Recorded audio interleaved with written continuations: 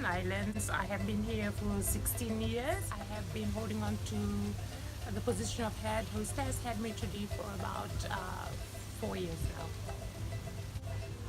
My first role here at the Pacific Resort was as front office staff, but they had somehow put me in central reservation. I was there for only a month. After that, they transferred me down to the restaurant to become a supervisor. The best aspect of my role is it's dealing with humankind. The role can be very challenging. It's a fulfilling role in the end. I think, in my opinion, absolute guest satisfaction is everything that we do.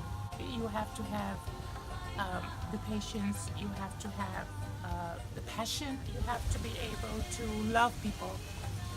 Guest satisfaction is, for me, not only the service that's been conducted, it's the way we portray our image to the rest of the world.